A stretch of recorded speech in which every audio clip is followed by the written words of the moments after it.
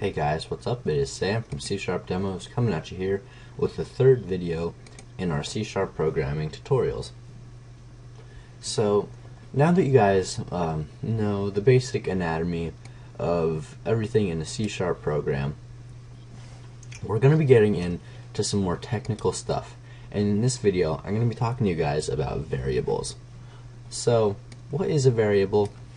Well, if you remember back to like algebra or pre-algebra or whatever class it was, a variable is a letter that equaled a number. So in math you could have x that equals like 5, and then what you could do is you could do something like 5x, and that would just be 5 times 5, which is 25. Now in C# and in programming in general, variables are really incredibly useful, and you're probably going to be using them in just about every program that you have. And now there's a few types of variables that we're going to get into in the next video, but just for now we're going to be discussing just variables on the most basic level. So in C#, say, going with the previous example I had up there, x equals 5 and then like x times 5 or 5x or whatever it was, if you wanted to hold a number in a variable, what you could do is you could define it by saying int x equals 5. Now let's break this statement down a little bit. When you're making a variable in C#, you have to tell it what kind of variable it's going to be. Now that's what this int is. It basically tells C# that, hey, we want to hold a number. And then more technically, we want to hold a number that isn't going to be really incredibly big, but it can hold fairly sizable numbers. And so then what you have to do is you have to give it a name. Now, unlike algebra, what you can do with variable names in programs and in C# is you can give them really long names. Like I could say tacos equals 5. And just like it would recognize x as equaling 5, it would also recognize tacos as equaling 5, which is great because 5 tacos, that's awesome, and tacos are delicious. So now that we have this int tacos, we set it equal to something. Now, you're not required to set it equal to something, so say that I just got rid of that right there. It would still go.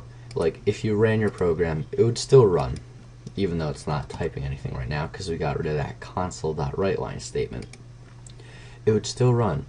However, this isn't necessarily the best practice for programming, and you'll see why later. So it's always good to, when you're creating your variables, that you initialize it with a starting value, and that doesn't even matter if it's something like 0, because, yeah, let's face it, it's a lot better than just not giving it a value, and you'll realize that down the road, or at least at some point in your programming career.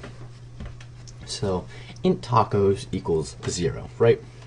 So now what can we do with this tacos thing? Well, firstly, and what you'll probably be doing in just about all your programs, is you'll be printing this.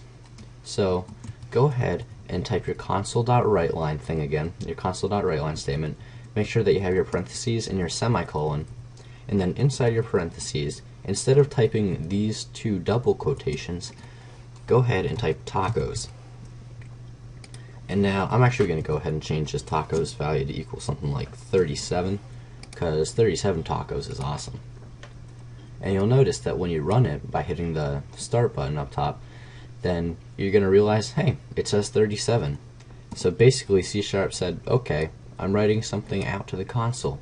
And you said, okay, C# write tacos. So C# said, oh, tacos, I remember from earlier we set that equal to 37. So I'm going to print out that 37 value. And now another thing that you can do with variables and printing them out is you can actually like add them to, or well, you can actually add text in there with them. So if you remember from last video or 2 videos ago, we said we had these two double string or double quotation marks here. Well, say that I wanted to say you have 37 tacos. Well, what I could do is I can say that you have space. I'm just going to put a space there. You'll realize why the space is nifty to have.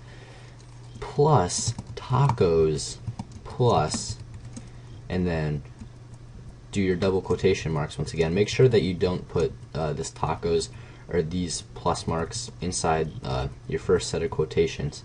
I'm going to hop back down to these quotations. I'm going to put a space there. Tacos.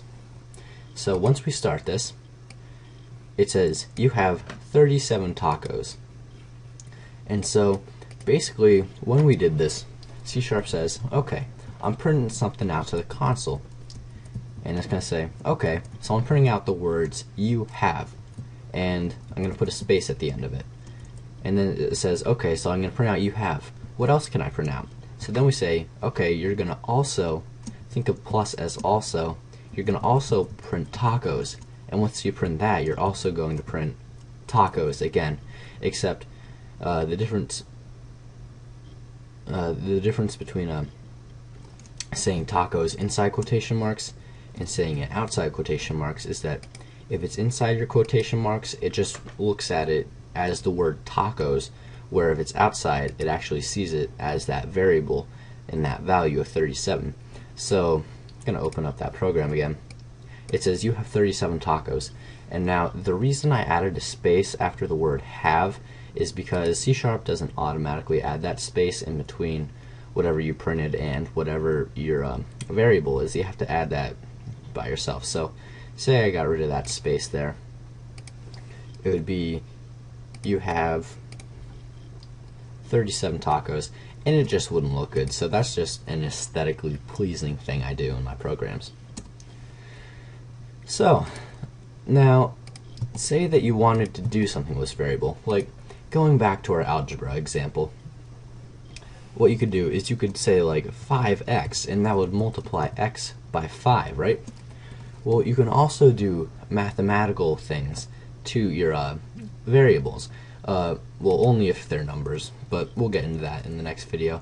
For now, this is an integer, which is a number, so we can do mathematical things to it.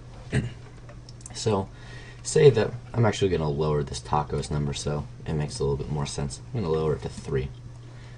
So say that you are starting off with 3 tacos, but then all of a sudden your cousin comes, excuse me, and he gives you 6 more tacos because he can't finish 6 tacos. Well, what we could do is we could say tacos equals tacos plus 6. And so what this is saying, okay, C#, take this tacos value. We want to reset it so that it equals what it previously was plus 6. So C# is going to see this and say, okay, tacos equals 3 plus 6 because tacos is already holding 3. So when we print this out then, it says you have 9 tacos now. And so say that your cousin comes and say that you had like 8 tacos, but say that your cousin took 4 of them. What you could do is you would subtract 4 from the amount of tacos you had, and it would say that you have 4 tacos because your cousin came and took 4 of your 8 tacos. So that is how you can use variables in C#.